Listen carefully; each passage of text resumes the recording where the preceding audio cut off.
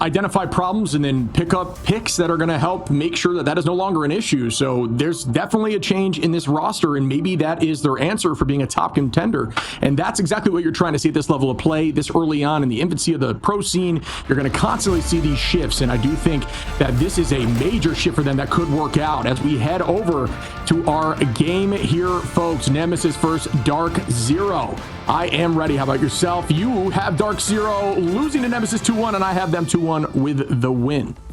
Yep. That was, I think the graphic we showed earlier was the opposite shift. So what if we shift sides right now? You know, what if I'm actually a believer of DarkZero this whole time? I could potentially be. I mean, that's what we talk about. Like, it's really up in the air until game number 1, right? This map on Burn of the Chala, again, is domination. Our first map of the day. Ban phase comes through, and Emma Frost ban comes out immediately from DarkZero. That's definitely a change. But you talked about that hero ship, Emma Frost being so strong. Nemesis prioritizing the Mantis on the opposite side, allowing Ultron to get protected for DarkZero.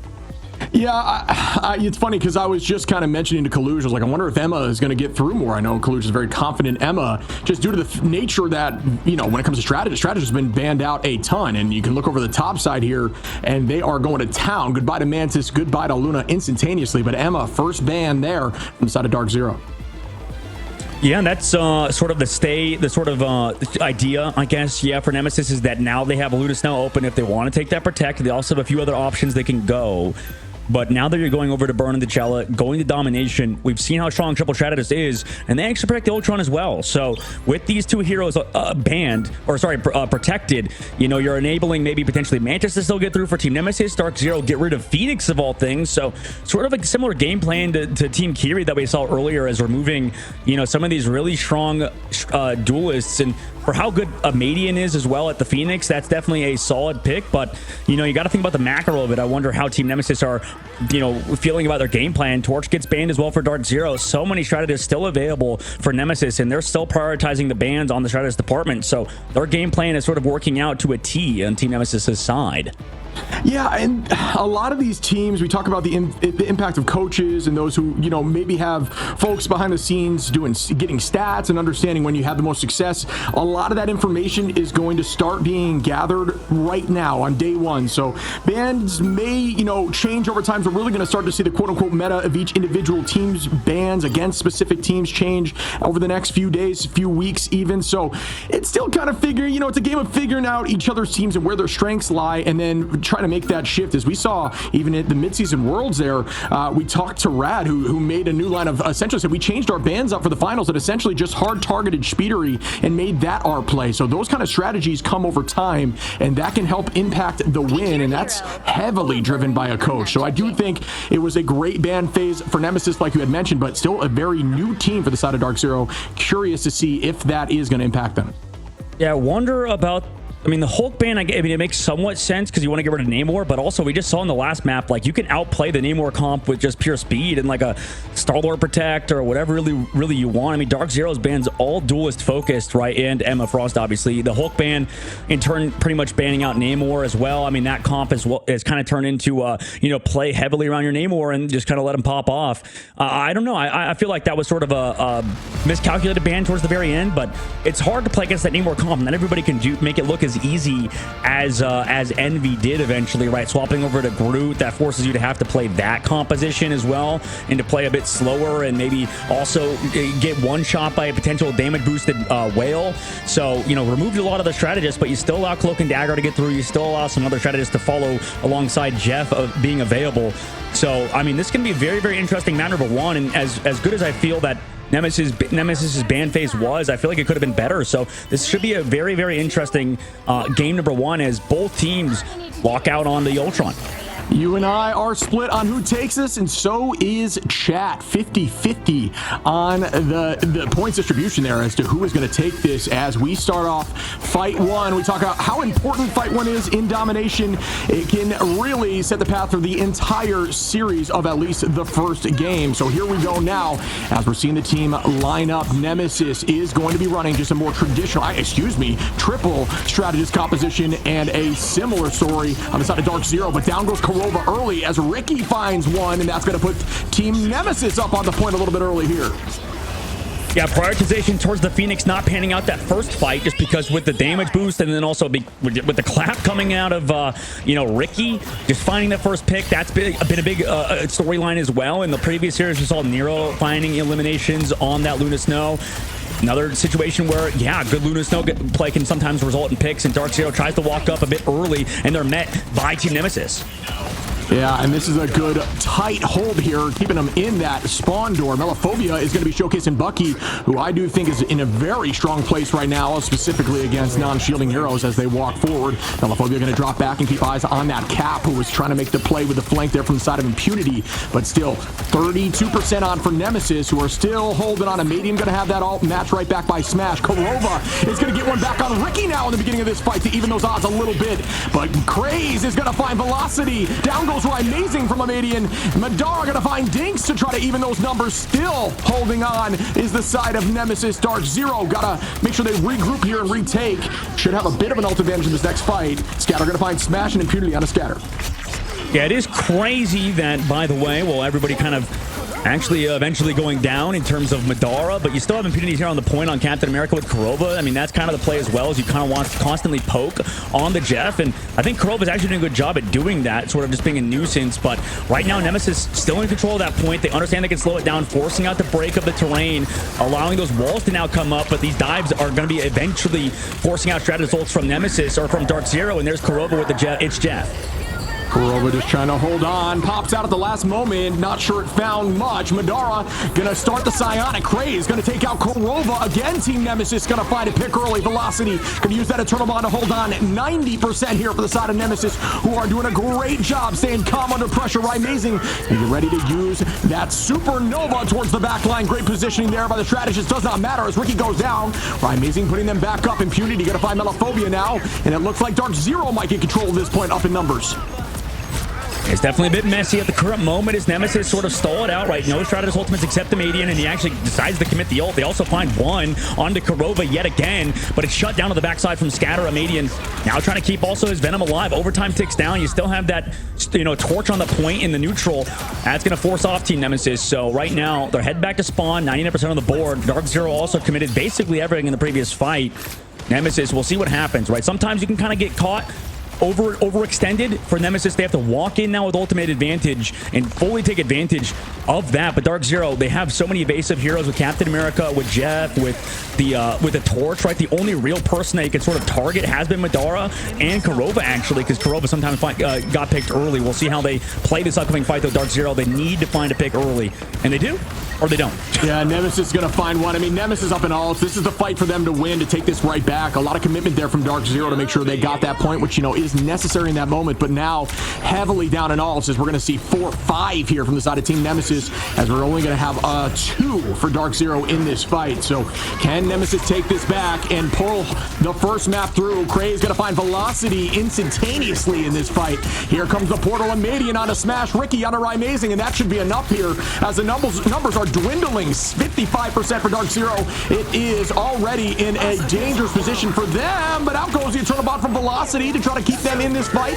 That all is going to buy some time, and Melophobia goes up. Down goes the Kraken impact immediately. Jeff going to find a few. A Median going to take out Korova, and that's going to shut that down quickly, though, as they are still maintaining this pressure. Nemesis doing a great job staying patient. Madara going to find Dinks, though. Scatter. Smash onto Ricky. Now DarkZero is bouncing back from this. Scatter onto Smash. It's a trade back and forth.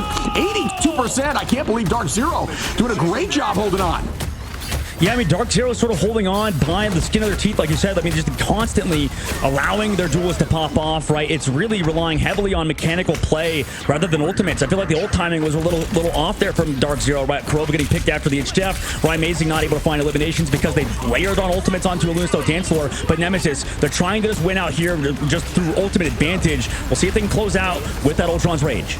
Melophobia going to find Impunity, and that's a start here for the side of Nemesis. Up a number, very low goes the Median and Craze, who are able to escape. Melophobia with another pick there on a Madara, and that could be enough for Nemesis, but I have said that before, and DarkZero has clutched up in the moment, a Median, and they're not able to get back on. Good pressure there by Scatter, and Nemesis is up one map.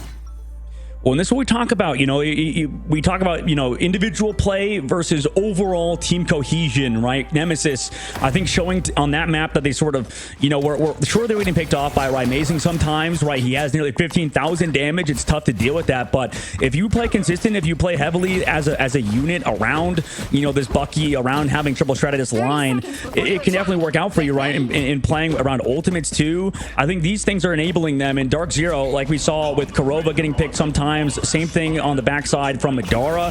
I think that they're relying heavily on mechanical play at the current moment, and it can work out. It makes sense with Human Torch and how strong he is. But for Team Nemesis, right, they've just kind of been playing around their ult so well. Coming back through, Ricky countering 2 ultimates in terms of the Jeff, and then also the Human Torch, and then coming back in the upcoming fight with ultimate advantage. So Nemesis trying to play that consistent game really well. Now they go to Warrior Falls. Team DarkZero, are they going to change anything up? They put Velocity over to that Loki on the backside, as well as keeping Amazing on that torch. Oh, and we see a Kraken impact off the rip. Make that 2 as Impunity goes down. Make it 3. Melophobia is going to walk them back to the door to give them this point really early on in this fight. Amazing trying to get some pressure out there, but it will not be enough. I think point should go to the side of Nemesis. If you had any questions, folks, about the composition of why they're banning Ultron, just look over at Amadian holding on to that MVP so far, 13-0 after map 1. Damage boosted there by Dinks. That combination at this level of play is a huge threat, and that's why you see that banning. At least one of the 2 banned out, typically in the ban phase. But wow, Nemesis, great job in that early fight. Well done again by Melophobia. Yep, understand the condition of the Kraken impact, and now in this upcoming fight, DarkZero just early commit of the Supernova. That's a huge ult to remove if you don't lose anybody too, but Ricky can fall so low. If they could find at least a pick here, that'd be massive, but they don't, and they're disengaged. Melophobia snipes down Smash. And the Eye of Agamotto goes out by Madara, does not find too much purchase. Amazing gonna get a pick though. Out we go with the Meteor Ram, trying to find someone. Down goes Velocity in the mix, just pretending to be a clone. Not a horrible idea, but does pay for it as Nemesis scatter. Great focus and patience, understanding that one of those 3 had to be the Loki, and still gonna make that happen. Waiting for those crystals to be burned. Amadian gonna put some damage out. Scatter gonna find another, and at this point DarkZero is gonna have to reset as Amazing is down, and they will start the fight again. But once again, Nemesis ending these fights up in alts, and that cannot happen. No, yeah, I mean, right now it really feels like DarkZero is just throwing out ults, right? No rhyme or reason to them, just kind of committing ults early. And now in this upcoming fight, again, the game plan, go aggressive with Ultron's Rage, pans out with Velocity, picked yet again, and DarkZero getting caught with their pants down, nearly 70% on the board. I mean, that's not good for the mental game, to go all the way back to the spawn and lose Impunity. You now have 70% on the board. They still have ults ready to go. Maybe you come back in with that copy on Velocity on the Loki, but right now, I mean, they're looking a little bit lost. The Amazing now onto that Phoenix to change up once again over to that Hero. I mean, we'll see in this upcoming fight. They've relied heavily on individual game mechanics. We'll see if that can pan out for them yet again. Yeah, I think we're seeing just the consistency of Nemesis as a squad, and that's another pick by Melophobia, who just consistently is finding these early fight picks. And Bucky, that's just the kind of presence Bucky can put out at this moment, holding on to that Kraken impact once again. Likely going to be damage boosted here, trying to find some presence on point as we see Impunity just trying to hold on. Bang goes the tackle into Melophobia, but still going to be able to escape. Up in the sky, we've got Smash trying to deal some damage onto the back line. Amazing going to take out Melo and scatter onto Impunity. Back and forth there. Melophobia falls, and so does Impunity. They are still maintaining this presence on the point, but at this point, it's looking like Nemesis is up once more as Amadian takes out Amazing. Yeah, Rai was drawing eyes off, but 2 members of Team Nemesis came back to peel for him, and now they have Ultron's Rage. Eye of Agamotto comes out, only connects onto Ricky in it, but it might be enough. They find one. He also has the drone from his Ultron at the back line. They're keeping him alive, but eventually he falls, and here comes a Meteor Ram. Oh, good idea there, looking towards the sky, and here goes Melophobia. Dink's gonna find Smash. Nemesis coming back after losing one to the Eye, and still gonna be maintaining numbers on. Bang, that's gonna be huge under the back line. Resets off those clones for days. Might as well keep using it as the Kraken impact is still flowing. Gonna be on this cap very shortly. Bang onto the cap, but cap goes back to the portal. Good play. Back into the spawn door. If you see a portal like that in ladder, don't be afraid to jump through it. Touch your spawn, get healed up, and come right back. Melophobia on a Smash, though. Still has this Kraken impact. Why not? Again onto the Stranger's one. Goodbye, Madara. Now towards the back line. Reset off those clones. It's indefinite, this Kraken impact. 3. Do I hear 4? Scatter takes out Right Amazing, and at this point, it's Nemesis's game to lose. They look like they cannot be stopped. Another Kraken impact. Are you kidding me? Once more. At this point, the whole team has fallen, and Nemesis takes game 1. And just like that, you see why when we go back to the ban phase, Shib, overall, Nemesis, right, you're fine at getting rid of Torch, getting rid of, Phoenix because of that very reason, Shib. I mean, they swap over to Loki. They make it look even more disgusting with all those resets that you mentioned. And yeah, I mean, that was well played around the whole team, around the Ultron. You didn't really need to rely on a Phoenix or a Torch because, yeah, you just swap over Melophobia to Bucky and he does that. So, I don't know, man, with the changes as well to Bucky, getting the buffs in the previous patch, right, getting out 2 of his E's, those things slow you down too when you're on Captain America. It feels, honestly, I don't know about you, Shib, but it feels like Bucky actually counters Cap even harder than the likes of Phoenix or even Torch, right? This character just shuts down so many dive heroes, and then on the backside, Kraz had no death. Same thing with Madian. I mean, beautiful play from the whole team, and that's why you want to play around the consistent team play in Ultimates, like you mentioned, Shib, and you just kind of end up in situations like this where DarkZero is just relying heavily off of individual play, and it just doesn't pan out. Yeah, I mean, it's a great point about shutting down dive, and one of the big benefits here recently to Bucky is the ground on the punch. Bucky now has another resource to make sure dive cannot escape, so making sure you have that punch ready too, it just absolutely shuts down that move, and you got to make sure if you're trying to make a play that you know where Bucky is at all times. But when you're just trying to stagger to get to point like that, there's not much option, and once the Kraken impact starts rolling onto a Loki like that, you are doomed. So once again, really well played by the side of Nemesis, who looked dominant there on map 2 of game 1. Yeah, and this is the problem, I think, with specifically banning out duelists, right? We saw the Namor sort of pseudo ban come through with the Hulk removal. But if you ban out Namor, if you ban out Torch, if you ban out Phoenix, you're left. Now, in this case with Bucky, and he's still good. So there's too many options in the duelist side, right? And we talk about how the reason why I think Strategist bans are so good is not only because Strategist so many of the ones that are banned these days are sort of also duelists, right? In terms of Mantis, Jeff, Ultron, Adam Warlock, they're getting more options as well, right? With the constant changes to Strategists to allow them to be played. But still, there's like a little bit less options there. Also, maybe forcing some flexibility out of the Strategist is a little bit of a better idea. Regardless, at the current moment, being left with Bucky, Shib, I can't imagine you feel too bad about that, right? Considering what we've seen out of Melo.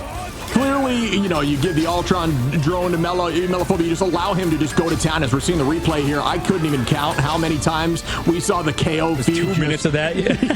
Yeah, exactly. Kraken impact for literal days. And Madian, though, going to take home that MVP. Oh, man. Yeah, I mean, off the rip, I think we saw 14-0 in the first round. I wanted to make sure I called some attention to that. 30-0 at the end. If you're ever wondering why you see bans of these two heroes when it comes to Mantis and Ultron at the high level, here is a good example of why. Yeah, man, I don't think we're going to see any meta shift for a while unless there's some crazy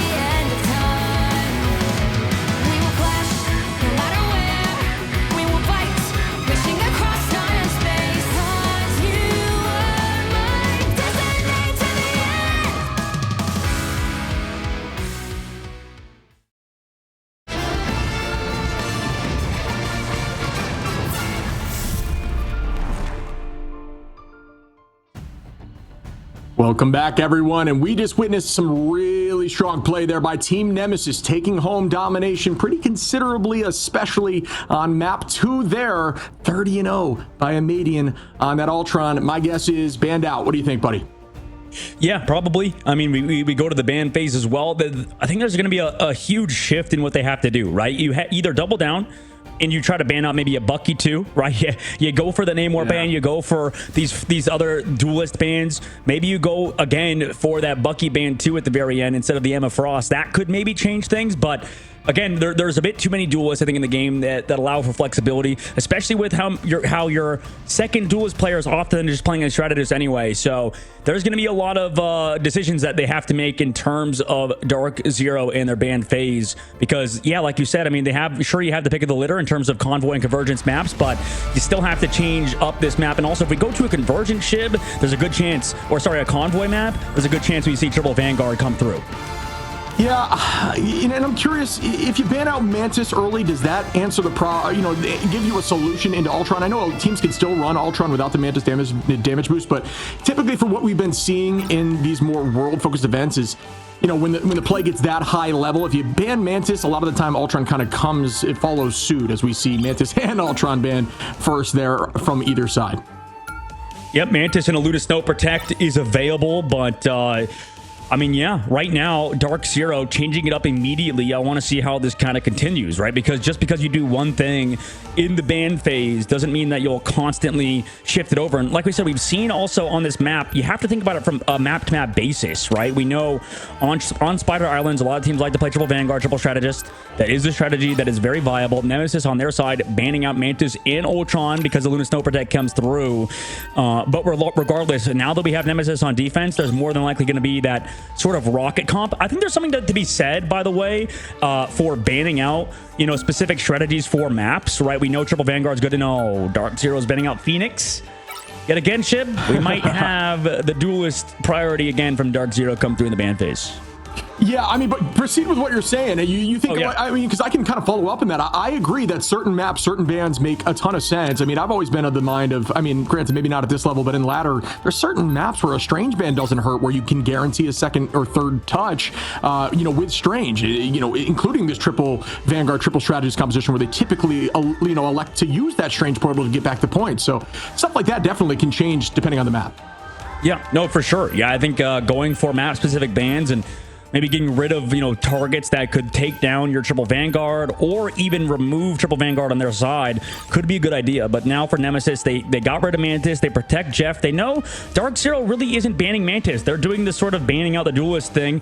Did they want to go against the Namor? Did they want to go against the Torch? Because that was a ban last time. They've already banned out Star-Lord to prevent that triple, spin to win sort of idea that Kaluj brought up. And this time it's the Hulk for the Namor. But to be honest, for as good as they are as well, Nemesis can also play that Hulk Namor comp. I don't even think they were originally intending to regardless, right? They already have that Jeff. They already have that Luna Snow. They're going to play that triple Strategist comp. It made sense for the Star-Lord because it's very good with that comp. But, as is specifically Bucky, when you leave the Torch open, I guess that could maybe force them to play Torch without the Ultron. Maybe force them to play that character without a little bit of the healing. They go for the Namor ban on that opposite side instead of a Hulk as their last ban.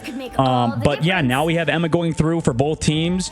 This is going to be an interesting matchup, and we already know triple Vanguard on defense is always a mainstay for Team Nemesis. They also get Invisible Woman still available with it, so if they go for that group matchup, that'll help them out there. For DarkZero, we do also allow them to get damage boost still, even though they don't have Mantis with the Storm maybe being available.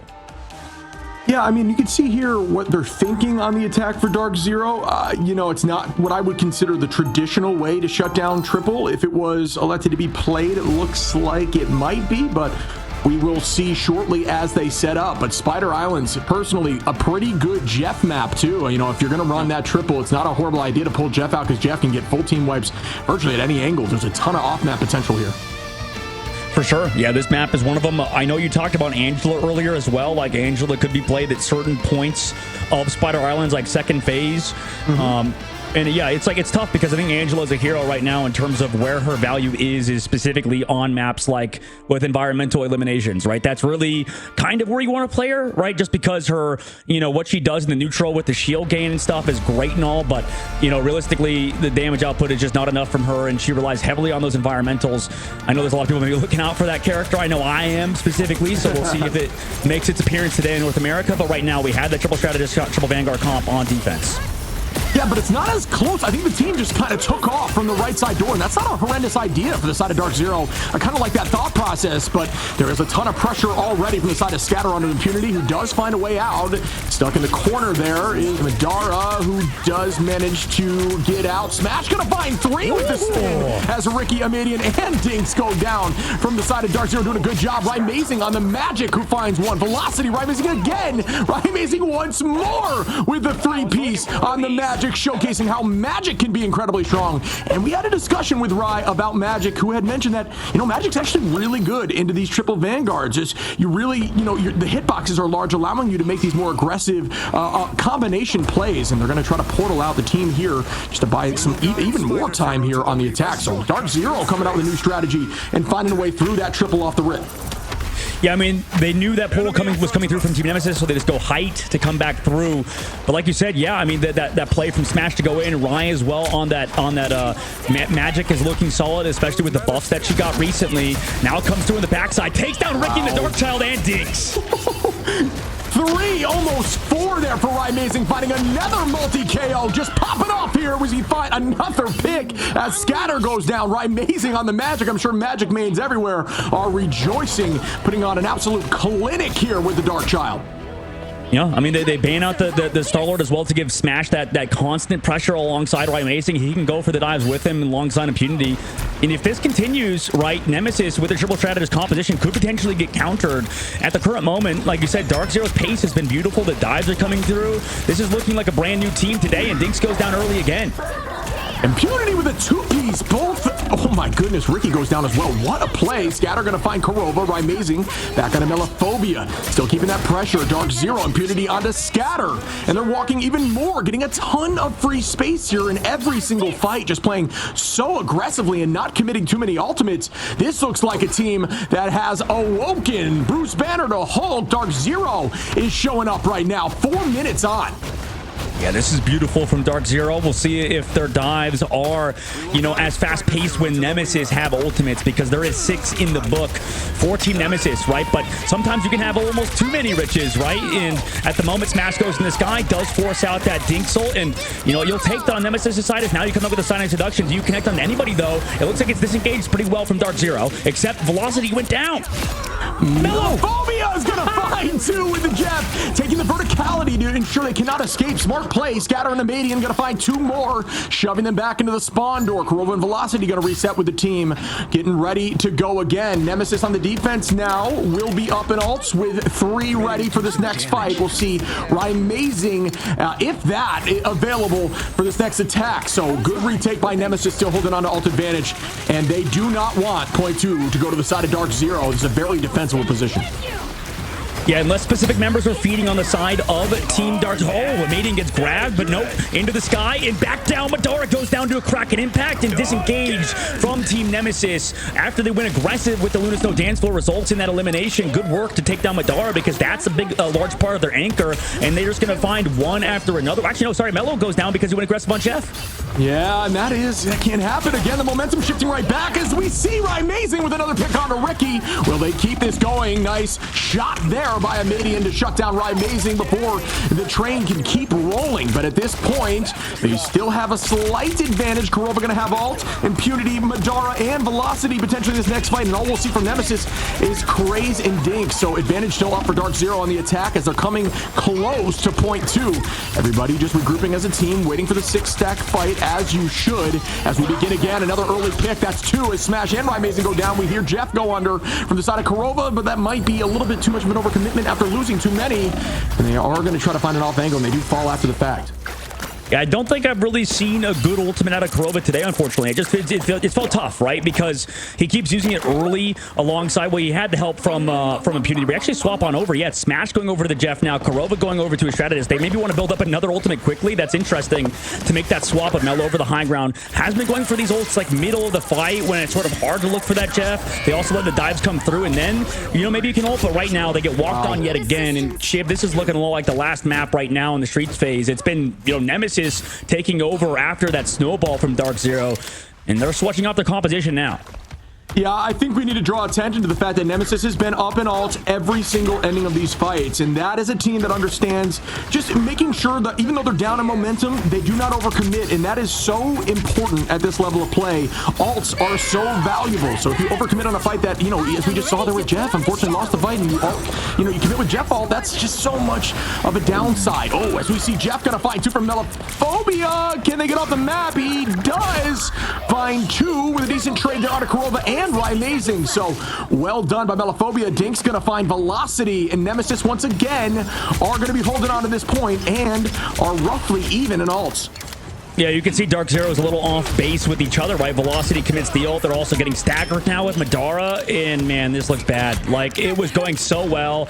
Now on the backside, Smash as well, just trying to distract, at least in the backside, maybe buy some time. But if he were to get staggered, this could be really bad for DarkZero. Right now in the last fight, you saw Velocity commit that dance floor. They tried to go forward, but the team left behind because everybody was still caught by Scatter and that Sonic Seduction. So at the moment, Nemesis playing the ults like you mentioned, Jib, earlier, so well. Mello comes back through. Amazing finds Kraz. This is the way back into it like it was in other maps, though. Individual play. And we'll start the next fight. We're getting down to final fight, 10 seconds on, and the alts are roughly even. We'll see almost the same throughout the progression of this fight. It's all about this first pick. As we see a dive early on, and we see Impunity gonna pop the Feast of the Abyss. Does that find any success? Damage boost goes out. Ricky gonna ult up. Praise getting ready for the combination. The Venom does take out Velocity early for DarkZero. Amazing finds Dings, so Craze is gonna take out Impunity. Scatter on a Madara. A Madian on a Amazing. Nemesis up heavy in all, or not only in ults but in picks, and that should do it for them as they hold on to point two. Oh my god, I mean, Smash the last alive there at the very end, and unfortunately that combo is so good between Phoenix and Magneto, you know, with that combination of the Ensong Inferno, removing all shields, and then coming down with that Meteor M for a one shot. But, you know, unfortunately what happens is when you're in a situation with those two ultimates, you usually rely on, you know, maybe being in the middle of a fight where you have teammates still alive. But, you know, unfortunately for DarkZero, by the time they used the Ensong Inferno alongside that Meteor M, everybody was already gone. And, you know, you commit those ultimates pretty much when the fight was already lost. So you have to touch, you have to anchor on that Magneto, and you can't find anything with that Meteor M. Sure, you find at least one on Amazing side, but... oh, man, brutal yet again. Taking back a look at the stats, I mean, Shib, DarkZero, it just felt like at a certain point ran fully out of momentum, right? Yeah, I mean, they walked through, they had 4 minutes on, I think, for point two, which is just, it's tough to, you know, I mean, it's incredible defending at that point to hold on for 4 minutes at that point. I do think it's more of a defensible position than point one. I mean, especially what you know, it was strange because typically on this map, you just play right on the cart if you're defending, if you're running triple. But it was weird because the attack side ran out that right door and just committed directly onto the back line, and they kind of just forgot about the point and let it walk forward. So I'm curious, you know, I'm curious if that's going to be different. Just play on the card. It doesn't matter if they play behind you as long as you're standing on that card and it doesn't move. So a unique strategy. It ended up working out on the attack, but I'm sure we're going to see something different here on the defense. I'll try to make it happen there with the throw out of the Wolverine with Melophobia, but Craze and Melophobia could not make that work, but a great idea towards the back line there. Yeah, difference of opinion too. I mean, great points, because right now, you know, we saw Nemesis on their attack go for backline first. In this case, looking for Groot with that Wolverine pulled off though. Yet again, we can see why Invisible Woman's so strong, but not strong enough to say Groot in that fight, unfortunately, with the damage output from that Storm alongside the Wolverine, and they just walk through now after they find another member. The res coming out too late. Nemesis walked this cart forward. Everybody else going the cart to the lane now for a little bit longer. Yeah, this is more of a traditional attack through triple composition. You'll see something like the Wolverine. You'll see the storm damage boost. Amadian doing well there too. Typically, you might see like a Moon Knight or a Punisher to help pressure through something like Groot, but they elected to just stick to the Wolverine storm, which I don't think we've seen a combination of too much yet. Smash going to find Ricky, though, on the defensible side of DarkZero on the retake, and this is what you want to see on Triple Triple. You want to take this fight right here by the bridge with a portal, so great job there to buy more time. Amadian going to come in now on the attack with the Hurricane. Will this find value? Is going to put a lot of pressure out. Melophobia going to find Kurova on their attack. They're still moving right. Amazing with the res, though. And that was a very aggressive BRB over there on the right side. Scatter going to find Ryan Amazing. 2-3 on a Kurova and Velocity. Scatter showing up in that moment. Make it 4. Why not almost 5 as they keep this train rolling with 2 minutes and 20 on. And this is like that envy game we saw last. You know, Kurova's so close to that invisible boundary. Could have maybe stayed alive if he got it during that strangling prison. But you have strat results in this fight. Did you take early enough fights on Triple Vanguard, Triple Strategist? That's what we're going to learn right now as we have 2 minutes in the last phase of the map. Yeah, I don't think they're going to be able to retake the touch. They do get someone on holding at the moment. As, yeah, they are able to commit with the touch. Ryan Mason going to res up Velocity. We see an early pick again in there with the, oh my goodness, immediately another phobia going to find Ryan Mason. Smash onto Dinks. The last stand finds one, but it is matched right back. Numbers roughly even, I believe, at the moment. Nemesis, we're down 1. I still think they're holding here for the side of DarkZero, but they are going to have to drop back very low now. We will see them walk through as Nemesis keeps that pressure. Crazemang and Melophobia with 2 apiece. Amadian going to clean up Kurova, and Nemesis once again looking really good, and they have 4 minutes here on to point 2. There's just too much damage. Kurova also going down to the invisible boundary, and we move into the second phase of the map with nearly 4 minutes. DarkZero, they got to figure something out, man. It's felt really hard, I think, for this back line from DarkZero, and it's because, yeah, the damage boost numbers are just too much from Amadian. Melophobia also swapping back to the Bucky, understanding this is a bit more of a long-range objective, maybe to find impunity on these dives as well on that Venom. But now, you know, we're basically in one-fight territory, Shib, so you have to play perfect right now for Team Nemesis, or for DarkZero. Ryan Mason going to find Ricky and DarkZero. They talk about playing perfectly. They get another, but it's matched right back by Crazemang and Scatter. Crazemang with another on a Kurova. A ton of value here with the Venom. Out we go with the Hurricane. Amadian on a Madara. Walking right back towards the point.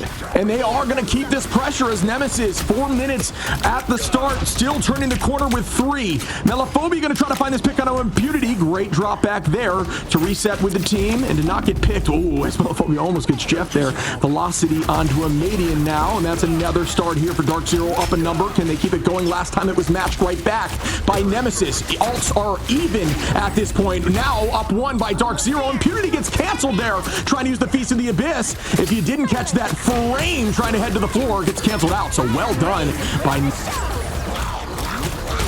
Now Kraken Impact goes out. Melophobia, Craze gonna get 2. Right back onto the Jeff. Amadian, Divine Smash, Scatter onto Velocity, and they are keeping this momentum.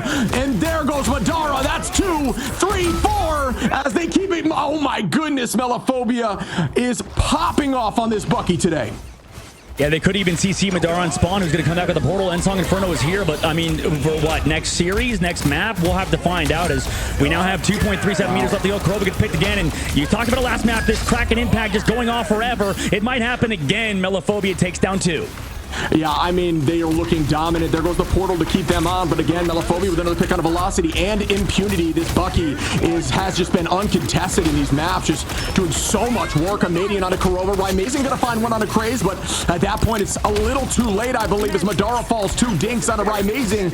And wow, Nemesis, after that first map on Dom, have been just absolutely keeping it together here. And here we go once more with the Hurricane out for Amadian. Ton of damage outmatched by the Boundary from Kurova, keeping them in the fight. Yeah, they're still here, but now they're all caught by Scatter. Scatter goes low. Does the healing keep him alive? It's only on to Impunity, who is doing a great job stalling the point, and somehow they might still be in it. They lose Impunity finally, but I have Nakamoto! Oh my god! Kurova gets 1. Velocity 2. Madara with a huge eye. Velocity on the Scatter. Madara on the Craze, and what a retake here for the side of DarkZero. Never give up, folks. That is a great hold. A minute on left now. They can take this. Wow, DarkZero with the retake. Holy crap, Impunity, what a stall. In Kurova coming back with the boundary, but now, Shiv, this is the worrisome part for DarkZero. It's like you mentioned earlier, always down in terms of ultimates. Nemesis playing that old game, but it could be risky now. Damage boost on the Mellow, looking back for Smash, who's just trying to take eyes off. He's been doing good at that, but they lose velocity, and Kurova both backline gone. Amadian and Scatter off the rip once more. Goodbye to two strategies for the backline of DarkZero, and that makes this fight nearly impossible, but they did make it work last time. Madar now gonna find Ricky, trying to trade a little bit of that strategist takedowns, and here we go with Jeff. Will this get value from Smash now, who is able to find one? Gonna stay on the pool to stay healthy, and no, not it. Wait, that was crazy though. He kept Amazing alive. He ate his own teammate, but is that enough? The Res brings back Smash. They lose Madara. Amadian's here with the damage onto Impunity too. Yeah, Medium with a two-piece here on the Nemesis, still walking them forward. Here we go with the Hurricane right onto the point to just shut this down quickly. Down goes Smash. Not much you can do. That's two, and that will take him through to take home game 2 and the series. Nemesis showing up in that moment.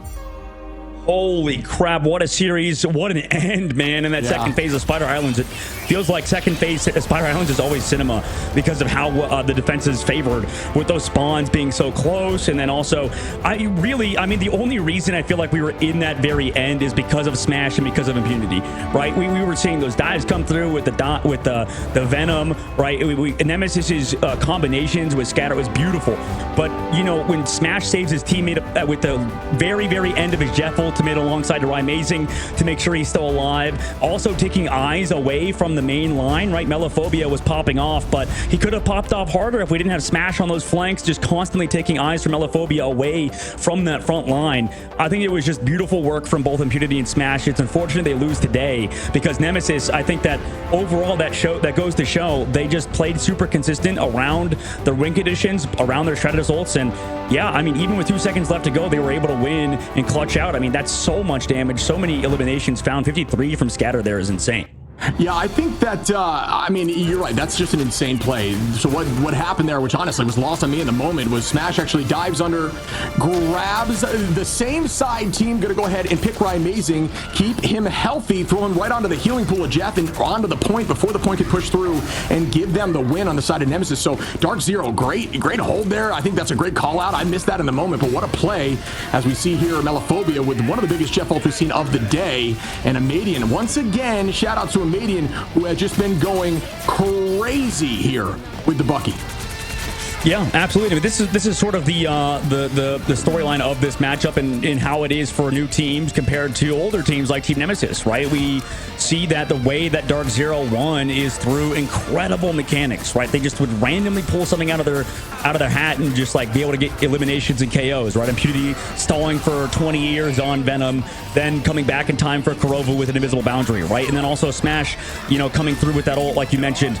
The only way this team was really winning was just through crazy random mechanical plays, and that's just not consistent in hero shooters, right? Nemesis this goes to show, you know, when you're playing as a cohesive unit and as a team around the damage boost from Amadian, around Melophobia and their strategist and Dinks and Ricky, right? They didn't have a lot of healing with that Mantis, but the point is you kind of just enable everybody else with damage boost and also you know, doubling up on that damage boost with the Storm. So Nemesis playing heavily around their win cons.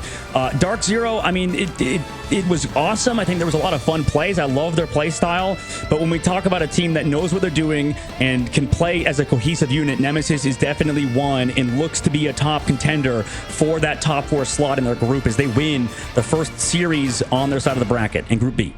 Yeah, I think it's the first time we've seen on Nemesis, both duelists were running the Bucky there at certain moments and both looked incredibly strong on the Bucky. We talk about maybe them running things that maybe aren't considered as quote unquote meta in this current state, which I think is still being developed. You know, there's no real conversation for meta. I know we know triple strategist seems to be very strong, but haven't seen really the Bucky yet, except from this team, at least so far in the day. So both of them being willing to run the Bucky, finding a ton of success, 22 and 17 elims respectively, is just wild. You know, over 20k damage. Amazing, you know, early on with that Magic looked wild. I think Magic may be seeing a little bit more play, at least against triple on certain maps. So there's a lot of new stuff we're seeing in these games, but I do think, yes, Nemesis, they came out on top clearly, but they just looked more fluid as a team. But we saw some sparks, some big moments there that I think DZ could really start pulling through as they get more cohesive as a team. Well, and they got to pull through quick, right? We're in a bracket sort of group stage. That's the difficult part of this tournament is that, because it's a 2 elim bracket, but comparing it to like a round robin where, you play everybody in your group, you at least have more games to work on. It's going to be BO3 all the way through. So if you can't win in that lower bracket matchup, it's all over. And there is a lot of benefit, like you said, I think, to how DarkZero is looking. I think that, like you said, there were so many individual mechanics that are definitely something you could build off of. But back to your original point with Bucky, it's kind of hard to be bad at Bucky, dude. Like, I feel like that character is so good, and it's just like consistently is a force to be reckoned with, even when you have, the torch, when you have other heroes sort of take the forefront. It just feels like this character, he chucks meatballs. Like, you could have the worst aim in the goddamn world, and you would still be good at Bucky, in my opinion. So, we'll have to see how it goes moving forward. But if you're a duelist player that doesn't have Bucky in your hero pool, I just have to point and laugh, because that's impressive, genuinely. Yeah, he's tough to handle, especially on as a Vanguard. You just always have to have a cooldown ready to make sure you don't get pulled into, and he's shooting beach balls, when it just out of that, an absolute cannon. So yeah, saw a ton of success there. Like I said, we talked about moments of greatness, and they really did we saw some pop out moments there from DZ that I think does kind of give me hope for them as a team. But once again, Nemesis lights out together. Yeah, lights out indeed. Right now, Nemesis moving forward in that group. In Group B, we have our interview guest, I believe, available for us right now. And, it's going to be awesome talking to him. It's going to be talking to on the side of Dinks. What's up, Mr. Dinks? Congrats on the win. Hello, guys. Hello. Yeah, guys. How's it going, boss? Great, man. Great. 52, good to hear. 52 assists there on the Mantis on the back line. That is disgusting. I think that's the most I have seen in any game over these last, I don't even know how many weeks I've been watching. So that is insane. Give me your breakdown on Mantis as a whole. Do you think she's just in an incredibly strong space right now, or she needs to be played with a specific composition, like a one-shot Venom, for example? I think Mantis is very broken everywhere you play her. No matter what comp you play, she's really good. You should always play where she's open. Agreed. Well, and that's a good point, yeah, because like when we take back a look at your guys' ban phase, it was every single time prioritizing strategists, and then at the very end, you guys were kind of mixing it up. You were throwing in that Namor, or you were throwing in that Hulk. You obviously don't have to talk too much about strategy at the current moment, but what's the idea behind that instead of just banning out entirely the strategist line? Is there a reason why you'd be scared of maybe a Namor or a Hulk instead of a potential Invisible Woman ban or maybe another strategist ban? Yeah, we banned the Namor, so we had Jeff open, so they wouldn't just ult our Jeff ults, and we don't want them having Hulk Namor either, because they're good in that comp. So that was, and makes that's sense. Sorry to cut you off, Shib, but that is something that you guys are really good at, was just shutting down every ultimate from either Smash or Karova, and like you said, that was obviously intentional, and I think you guys were excelling at that specifically. Is that something you guys specifically have just worked on to counter Jeffs instead of banning it, because you understand maybe, okay, just when that Jeff comes in, just one-shot him? Yeah, at first, like in the start of the patch, we were banning Jeff and whatnot, but as the patch kept going, and we just kind of adjusted to Jeff. Yeah, that makes. If once you figure it out, right in the beginning, it's kind of a shock factor, and teams still try to learn how to handle it. You guys are playing lights out as a team. One thing I need to ask in terms of something I always like to ask teams is, you seemingly in every fight you came out with ult advantage. So ult tracking was super important, and just your communication was clearly working. It was, you always had. I'm not sure. Is it an IGL? Do you guys have open lines of communication? Is somebody ult tracking? How does that kind of look for your team? Yeah, we have Ricky as our ult tracker and Scatter Genji as our fight planner. That's how we work things in our team. Yeah. We each have our own teams role. have somebody that's very confident in that role, right, and takes that position. It clearly is working for you guys. It kept coming out on top and all, so really well done. And now taking a look now at when we saw that bracket, Dinks, we were looking at, you guys are ready to play YFP or Sentinels now moving forward. When we look at those two teams, I think Envy was talking about how maybe on the other side they didn't play against Kiri that much. Have you guys played against former Cafe Noir, against, YFP? Is there a specific, also maybe to add on to that, is there a specific matchup you want? Do you want to see Sentinels or do you want to see YFP? I think in our case, it doesn't matter who we play, Sen or YFP, we're pretty confident.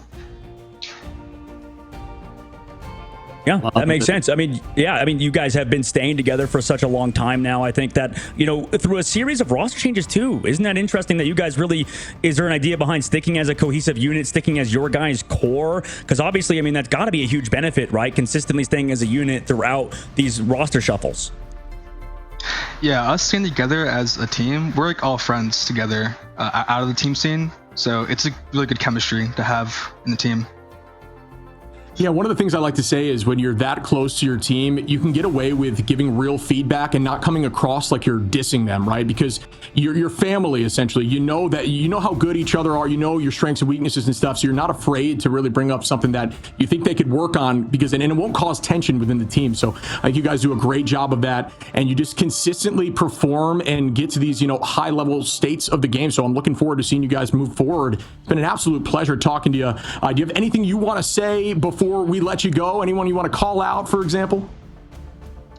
Just shout out to my team and all my friends that are supporting me. That's about it. Awesome. Well, it's been a pleasure. Thanks. You are awesome to talk to. Thanks for jumping on. I know it can be tricky sometimes jumping in front of the camera, and you did great, man. So thank you so much for your time. Thank you, man. Thank you. Have a good one, guys. You too. Thanks. And you know what, Shib, taking a look back at this team, right? Nemesis has been grinding. I mean, they've been consistently playing.